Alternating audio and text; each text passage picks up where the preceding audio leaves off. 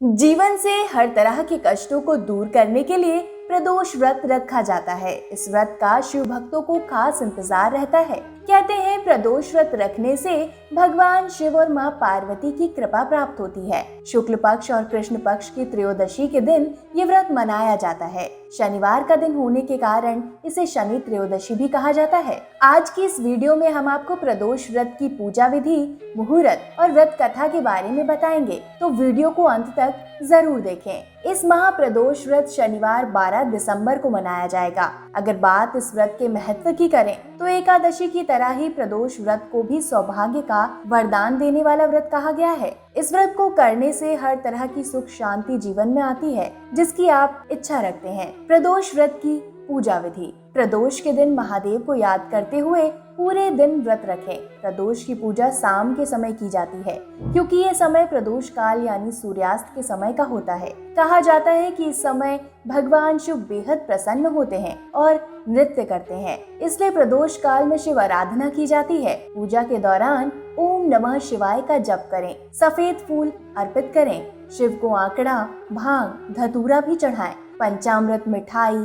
ऋतुफल, सूखे मेवे का भोग लगाएं। इसके साथ ही प्रदोष व्रत की कथा का भी पाठ करें। प्रदोष व्रत की कथा आपको किताबों में खूब मिल जाती है, लेकिन क्या आप जानते हैं कि आखिर प्रदोष व्रत मनाया क्यों जाता है और इसके क्या महत्व है? दरअसल प्रदोष व्रत के बारे में एक कथा बहुत ही मशहूर है। बहुत समय पहले एक नगर में एक बेहद गरीब पुजारी रहता था।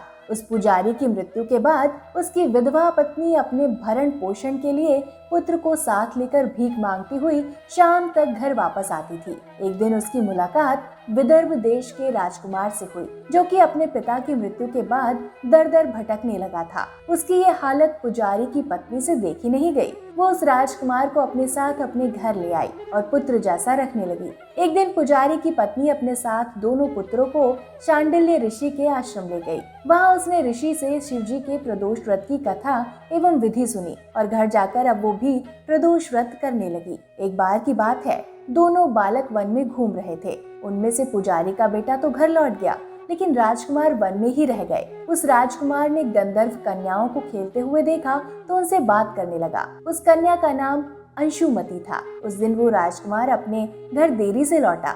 राजकुमार दूसरे दिन फिर से उसी जगह पहुंचा जहां अंशुमति अपने माता पिता से बात कर रही थी। तभी अंशुमति के माता पिता ने उस राजकुमार को पहचान लिया और उससे कहा कि आप तो विदर्भ नगर के राजकुमार हो ना, आपका नाम धर्मगुप्त है। अंशुमति के माता पिता को वो राजकुमार पसंद आया और उन्होंने कहा कि शिवजी की कृपा से हम अपनी पुत्री का विवाह आपसे करना चाहते हैं। क्या आप इस विवाह के लिए तैयार हैं? इस पर राजकुमार ने भी हाँ कह दिया, जिसके बाद दोनों का विवाह करवा दिया गया। बाद में राजकुमार ने गंधर्व की विशाल सेना के साथ विदर्भ पर हमला किया और घमासान युद्ध कर विजय प्राप्त की, जिसके बाद वो अपनी पत्नी के साथ राज्य करने लगा। वहाँ उस महल में वो पुजारी की पत्नी और पुत्र को आदर के साथ ले गया और साथ रहने लगा। पुजारी की पत्नी और पुत्र की सभी दुख व दरिद्रता दूर हो गई और वो सुख से अपना जीवन व्यतीत करने लगे।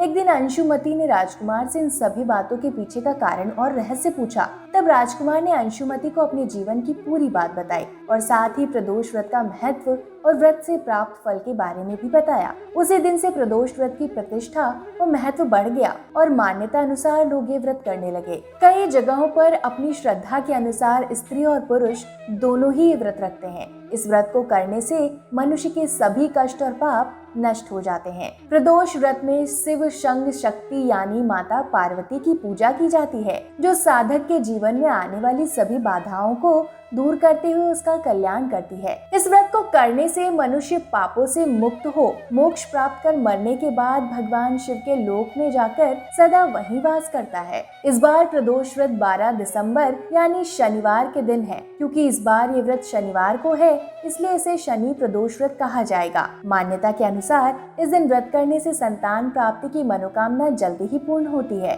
शनि प्रदोष को लेकर मान्यता है कि यह व्रत कोई खास वस्तु की प्राप्ति, नौकरी में उन्नति, पुत्र प्राप्ति और शनि के अशुभ प्रभावों को कम करने के लिए किया जाता है। इसी के साथ इस व्रत को शनि की 7.5 और ढैया से मुक्ति पाने के लिए भी किया जाता है।